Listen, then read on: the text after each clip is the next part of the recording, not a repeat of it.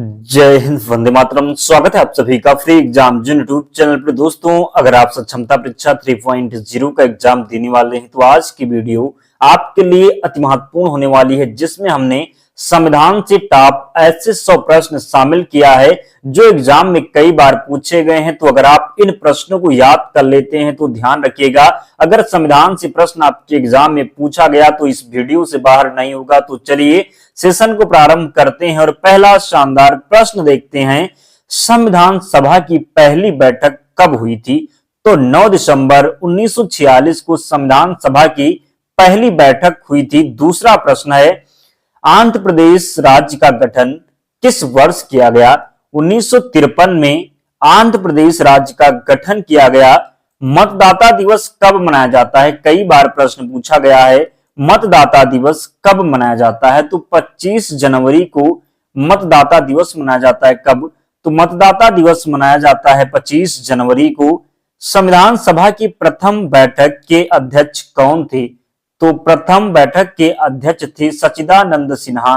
क्या थे? तो अस्थायी अध्यक्ष थे। अगर आपसे एग्जाम में पूछा जाए कि अस्थायी अध्यक्ष कौन थे तो डॉक्टर राजेंद्र प्रसाद, और अस्थायी अध्यक्ष थे संविधान सभा के डॉक्टर सच्चिदानंद सिन्हा।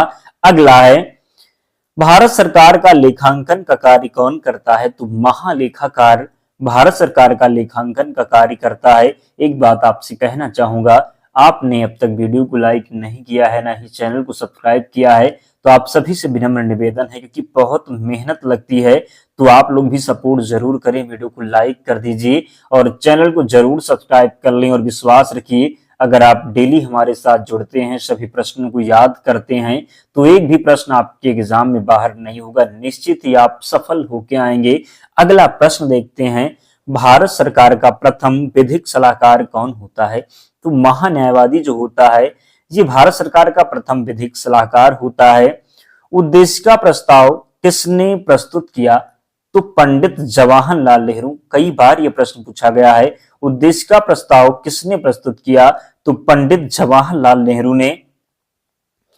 प्रधानमंत्री के कर्तव्यों का उल्लेख किस अनुच्छेद में है? तो अनुच्छेद 78 में है प्रधानमंत्री के कर्तव्यों का उल्लेख। नेक्स्ट है, भारत में संविधान सभा के निर्माण का आधार क्या था? तो कैबिनेट मिशन योजना। 1946 हो जाएगा क्या? तो कैबिनेट मिशन योजना 1946 जो था, ये संविधान सभा के निर्माण का आधार था। प्रस्तावना में भारत शब्द कितनी बार उल्लिखित है? तो 2 बार है। कितनी बार? तो 2 बार है। हम भारत के लोग, भारत को तो कितनी बार है? 2 बार है, ध्यान रखेंगे। नेक्स्ट है, प्रारूप समिति का गठन कब किया गया? तो प्रारूप समिति का गठन किया गया कब? तो 29 अगस्त 1947 को प्रारूप समिति का गठन किया गया। नेक्स्ट है, संविधान में भारत को क्या कहा गया है? तो राज्यों का संघ कहा गया है। संविधान में भारत के संविधान को लागू कब किया गया? तो भारतीय संविधान लागू हुआ 26 जनवरी 1950 को। कब? तो भारतीय संविधान लागू हुआ 26 जनवरी 1950 को भारतीय संविधान लागू हुआ। संपत्ति का अधिकार मौलिक अधिकार के रूप में किस संशोधन द्वारा समाप्त किया गया? तो 44वां संविधान संशोधन था। कौन था? 44वें संविधान संशोधन के द्वारा संपत्ति के अधिकार को मौलिक अधिकार से समाप्त कर दिया गया, ध्यान रखेंगे। अगला है, मुस्लिम हेतु पृथक निर्वाचन प्रणाली लागू की गई तो मार्ले मिल्टो सुधार के द्वारा। कब? तो मार्ले मिल्टो सुधार के द्वारा मुस्लिम हेतु पृथक निर्वाचन प्रणाली लागू की गई। नेक्स्ट प्रश्न देखते हैं, 10वीं अनुसूची का संबंध किससे है? तो दल बदल विधेयक से संबंधित है 10वीं अनुसूची। उद्देश्य प्रस्ताव कब प्रस्तुत किया गया? तो उद्देश्य प्रस्ताव प्रस्तुत किया गया 13 दिसंबर 1946 को। पूछा जाता है किसके द्वारा? तो अभी आपको हमने बताया, पंडित जवाहरलाल नेहरू के द्वारा। किसके द्वारा?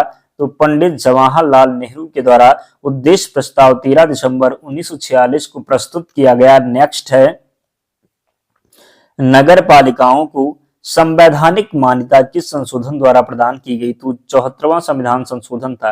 कौन सा था? तो 74वां संविधान संशोधन था। झंडा समिति के अध्यक्ष कौन थे? जेबी कृपलानी थे झंडा समिति के अध्यक्ष। नेक्स्ट है, धार्मिक स्वतंत्रता का अधिकार किस अनुच्छेद के अंतर्गत आता है? तो धार्मिक स्वतंत्रता का अधिकार आता है अनुच्छेद 25 के अंतर्गत। किसके अंतर्गत? तो धार्मिक स्वतंत्रता का अधिकार आता है अनुच्छेद 25 के अंतर्गत। नेक्स्ट है, पंचायती राज दिवस कब मनाया जाता है? तो 24 अप्रैल को। कब? तो 24 अप्रैल को पंचायती राज दिवस मनाया जाता है। भारत के संविधान को अंगीकृत करने की तिथि क्या है? तो 26 नवंबर 1949 है भारतीय संविधान को अंगीकृत करने की तिथि। देश के एकमात्र निर्विरोध राष्ट्रपति कौन चुने गए? नीलम संजीव रेड्डी देश के एकमात्र निर्विरोध राष्ट्रपति चुने गए। प्रारूप समिति को कब पारित किया गया? 23 फरवरी 1948 को प्रारूप समिति को पारित किया गया। पॉकेट वीटो का इस्तेमाल किस राष्ट्रपति ने किया है? ज्ञानी जैल सिंह ने। किसने? तो ज्ञानी जैल सिंह ने। उद्देश्य प्रस्ताव कब पारित किया गया? 22 जनवरी 1947 को उद्देश्य प्रस्ताव पारित किया गया। भारत में जनहित याचिका वाद का जनक किसे कहा जाता है? तो पीएन भगवती को। किसे? तो पीएन भगवती को। संविधान सभा के अस्थायी अध्यक्ष कौन और कब बने? तो पहले प्रश्न में हमने आपको बताया था कि अस्थायी अध्यक्ष थे डॉक्टर सच्चिदानंद सिन्हा और अस्थायी अध्यक्ष राजेंद्र प्रसाद 11 दिसंबर 1946 को बने। संयुक्त उच्च न्यायालय की स्थापना किसके द्वारा की जाती है? संसद के द्वारा संयुक्त उच्च न्यायालय की स्थापना की जाती है।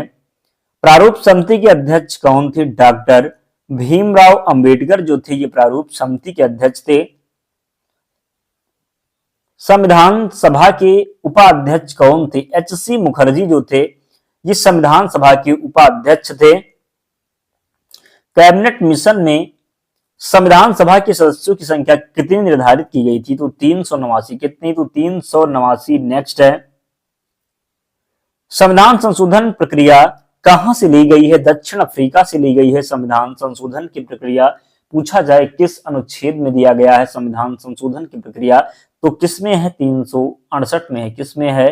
तो 368 में है, ध्यान रखेंगे। संविधान निर्माण के समय संविधान में कितनी अनुसूचियां थी? तो केवल 8 अनुसूचियां थी। वर्तमान में कितनी है? तो 12 अनुसूचियां। अगर आपको अनुसूची सभी अनुसूची याद नहीं है तो सर्च करिएगा संविधान की अनुसूचियां पाई, फ्री एग्जाम जोन आपको वीडियो मिल जाएगी। केवल 7-8 मिनट की वीडियो है जिसमें हमने ट्रिक के माध्यम से कंप्लीट करवाया। तो अगर आप एक बार देख लेते हैं उस वीडियो को तो विश्वास रखिए आप हमेशा के लिए अनुसूची आपको याद हो जाएगी बार। तो ध्यान रखना है, जाकर के सर्च करके जरूर देखना है। मूल कर्तव्य की अनुशंसा पर जोड़े गए थे। तो मूल कर्तव्य जोड़े गए थे सरदार पूर्ण सिंह की अनुशंसा पर। 42वें संविधान संशोधन द्वारा प्रस्तावना में कितने शब्द जोड़े गए? तो 42वां संविधान संशोधन हुआ था 1976 में। कब हुआ था? तो 1976 में, जिसके द्वारा प्रस्तावना में समाजवादी, धर्मनिरपेक्ष एवं एकता और अखंडता जो शब्द थे ये जोड़े गए। समाजवादी, धर्मनिरपेक्ष और अखंडता 3 शब्द जोड़े गए थे। केवल एक ही बार प्रस्तावना में संशोधन अब तक किया गया है। संविधान में समवर्ती सूची का प्रावधान कहां से लिया गया है? तो ऑस्ट्रेलिया के संविधान से संविधान में समवर्ती सूची का प्रावधान लिया गया है। मूल कर्तव्य किसके संविधान से लिए गए हैं? तो मूल कर्तव्य जो है ये किसके? तो सोवियत संघ के संविधान से। नेक्स्ट है, 11वीं अनुसूची के संविधान संशोधन के द्वारा जुड़ी हुई है? तो 73वां संविधान संशोधन द्वारा 1992 में जो 11वीं अनुसूची संविधान में जोड़ी गई। मूल कर्तव्यों को किस भाग तथा अनुच्छेद में डाला गया? तो मूल कर्तव्यों को किस भाग तथा अनुच्छेद में डाला गया? तो अनुच्छेद 51 ये तथा भाग 4A में। किसमें? तो अनुच्छेद 51 ये तथा भाग 4A में। 10वीं अनुसूची के संविधान संशोधन के द्वारा जोड़ी गई? तो 92वां संविधान संशोधन द्वारा 1985 में 10वीं अनुसूची जोड़ी गई। भारतीय संविधान में अनुसूचियों की संख्या कितनी है? तो 12 अनुसूची है। किस सूची में पंचायती राज व्यवस्थाओं का वर्णन किया गया है? तो 11वीं अनुसूची। क्या है? तो 11वीं अनुसूची है। भारत की 22 भाषाओं का उल्लेख किस अनुसूची में मिलता है? 8वीं अनुसूची में भारत की 22 भाषाओं का उल्लेख मिलता है। संविधान संशोधन द्वारा कौन सी भाषाएं जोड़ी गई? बोडो, डोंगरी, मैथिली और संथाली जो है ये संविधान संशोधन के द्वारा भाषाएं जो है जोड़ी गई हैं। केंद्र तथा राज्य के बीच शक्तियों का बंटवारा किस अनुसूची के अंतर्गत आता है? तो 7वीं अनुसूची के अंतर्गत केंद्र तथा राज्य के बीच शक्तियों का बंटवारा आता है। अवशिष्ट शक्तियों को केंद्र को सौंपने का लक्षण लिया गया है? तो कनाडा के संविधान से। सातवीं अनुसूची में किस प्रकार की अनुसूचियों का वर्णन है? तो संघ सूची, राज्य सूची और समवर्ती सूची। किस अधिनियम द्वारा भारत का गवर्नर जनरल पद सृजित किया गया है? तो 1833 का चार्टर एक्ट हो जाएगा। किस अनुसूची में अनुसूचित क्षेत्रों और अनुसूचित जनजाति के बारे में वर्णन किया गया है? तो पांचवी अनुसूची इसका राइट आंसर है। भारत के प्रथम वायसराय केनिंग था। कौन था? तो भारत का जो प्रथम वायसराय था ये केनिंग था। कौन? तो केनिंग था। दल विधेयक से संबंधित प्रावधानों का उल्लेख किस अनुसूची के अंतर्गत आता है? 10वीं अनुसूची के अंतर्गत। 14 वर्ष से कम आयु के बच्चे कारखाने में काम नहीं कर सकते, किस अनुच्छेद के द्वारा कहा गया है? तो अनुच्छेद 24 के द्वारा कहा गया है। वायसराय का पद कब सृजित किया गया? तो 1858 का भारत शासन अधिनियम क्या हो जाएगा? तो 1858 का भारत शासन अधिनियम। हम भारत के लोग जैसी शब्दावली का उल्लेख संविधान में कहाँ किया गया? तो हम भारत के लोग, भारत को प्रभुत्व संपन्न कहाँ पर प्रयोग किया गया है? तो प्रस्तावना में। नेक्स्ट है, न्यायिक समीक्षा का अवधारणा कहाँ से लिया गया है? तो न्यायिक समीक्षा का जो अवधारणा है ये अमेरिका के संविधान से लिया गया है। अगला प्रश्न देखते हैं, बंगाल के पहले गवर्नर कौन थे? तो वारेन हेस्टिंग जो था ये बंगाल का प्रथम गवर्नर था। राष्ट्रपति किस अनुच्छेद के तहत दोनों सदनों की संयुक्त बैठक बुलाता है? अनुच्छेद 108 हो जाएगा। अगला प्रश्न है, सर्वोच्च न्यायालय के प्रथम मुख्य न्यायाधीश कौन थे? हीरालाल जेकानिया सर्वोच्च न्यायालय के प्रथम मुख्य न्यायाधीश थे। भारतीय संविधान का सबसे बड़ा स्रोत क्या है? तो 1935 का भारत शासन अधिनियम हो जाएगा।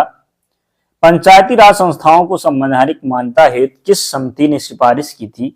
लक्ष्मी मल्ल सिंघवी समिति राइट आंसर हो जाएगा। 1935 के अधिनियम को किसने दासता का अधिकार पत्र कहा? तो पंडित जवाहरलाल नेहरू ने। 1935 के अधिनियम को किसने दासता का अधिकार पत्र कहा? तो पंडित जवाहरलाल नेहरू ने।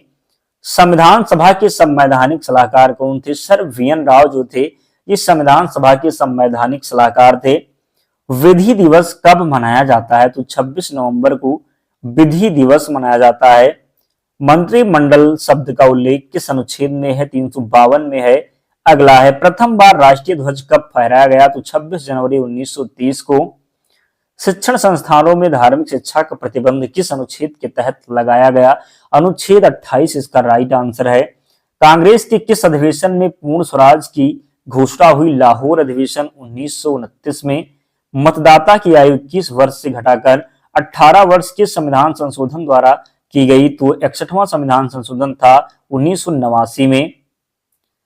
डॉक्टर भीमराव अंबेडकर किस प्रदेश से संविधान सभा में सदस्य थे? तो मुंबई हो जाएगा। राष्ट्रीय ध्वज के डिजाइन किसने तैयार किया? तो पिंगली वेंकैया के द्वारा राष्ट्रीय ध्वज का डिजाइन तैयार किया गया। आधुनिक भारत का मनु किसे कहा जाता है? डॉक्टर भीमराव अंबेडकर को आधुनिक भारत का मनु कहा जाता है। दोनों सदनों की संयुक्त बैठक कौन बुला सकता है? तो राष्ट्रपति बुला सकता है। भारत में प्रथम आम चुनाव कब हुआ? तो 1951-52 में भारत में प्रथम आम चुनाव हुआ था।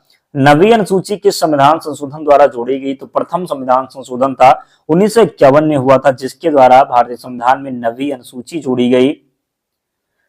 संविधान संशोधन द्वारा प्रस्तावना में संशोधन किस संशोधन के द्वारा किया गया? तो 42वां संविधान संशोधन के द्वारा। शोषण के विरुद्ध अधिकार किस अनुच्छेद के अंतर्गत आता है? तो अनुच्छेद 23-24 के अंतर्गत शोषण के विरुद्ध अधिकार आता है। मौलिक अधिकार किस देश के संविधान से लिए गए हैं? तो अमेरिका से लिए गए हैं मौलिक अधिकार। किस संविधान संशोधन द्वारा दिल्ली को राष्ट्रीय राजधानी का दर्जा दिया गया? तो 69वां संविधान संशोधन था। ईस्ट इंडिया कंपनी के शासन का अंत किस अधिनियम द्वारा किया गया? 1858 का भारत शासन अधिनियम हो जाएगा। लोक लेखा समिति में कितने और किस सदन के सदस्य होते हैं? तो 22 सदस्य लोकसभा बात करेंगे टोटल 22, लोकसभा से 15 और राज्यसभा से 7 सदस्य होते हैं। राष्ट्रीय आपात जो है किसमें कौन सा अनुच्छेद का निलंबन हो जाता है? तो अनुच्छेद 19 का हो जाता है। संसद की प्रथम बैठक कब हुई? तो 13 मई 1952 को संसद की जो है प्रथम बैठक हुई। कौन अपने पद की शपथ नहीं लेता है? तो लोकसभा अध्यक्ष। 73वें और 74वें संविधान संशोधन के समय देश के प्रधानमंत्री कौन थे? तो जब 73वां और 74वां संविधान संशोधन हुआ तो देश के प्रधानमंत्री थे पीवी नरसिम्हा राव। भारत का राष्ट्रपति किस अनुच्छेद के अंतर्गत आता है? तो अनुच्छेद 52 के अंतर्गत। महाभियोग की प्रक्रिया का उल्लेख किस अनुच्छेद में है? तो अनुच्छेद 61 में है। भारत का उपराष्ट्रपति किस अनुच्छेद के अंतर्गत आता है? तो अनुच्छेद 63 के अंतर्गत आता है। भारत का राष्ट्रपति, उपराष्ट्रपति और राष्ट्रपति से प्रश्न पूछा ही जाता है। विश्वास रखिए, अगर आप इन प्रश्नों को देख लेते हैं तो संविधान से एक भी प्रश्न एग्जाम में बाहर नहीं जाएगा, इसलिए याद जरूर करना है। भारतीय संविधान का मैग्ना कार्टा किस भाग को कहा जाता है? तो 3 को किसके? तो 3 को कहा जाता है। भाग 3 को जो है भारतीय संविधान का मैग्ना कार्टा कहा जाता है। भाग 3 में मौलिक अधिकार है। धन विधेयक को संसद के किस सदन में पेश किया गया? तो किया जाता है धन विधेयक को लोकसभा में।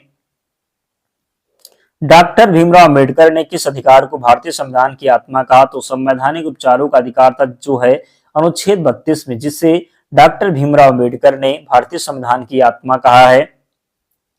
किस संशोधन द्वारा संपत्ति के मूल अधिकार को एक कानूनी अधिकार बनाया गया? तो 44वां संविधान संशोधन था, 1979 में हुआ था। बात करेंगे तो यहाँ पर 78 हो जाएगा। नेक्स्ट है, राज्यसभा का पदेन सभापति कौन होता है? तो उपराष्ट्रपति जो होता है राज्यसभा का पदेन सभापति होता है। केंद्र और राज्य के बीच संबंध समवर्ती सूची प्रस्तावना की भाषा कहां से लिया गया है? तो ऑस्ट्रेलिया से लिया गया है। राष्ट्रीय संसद में कितने सदस्य मनोनीत करता है? तो राष्ट्रपति संसद में कितने सदस्य मनोनीत करता है? तो 12 इसका राइट आंसर है।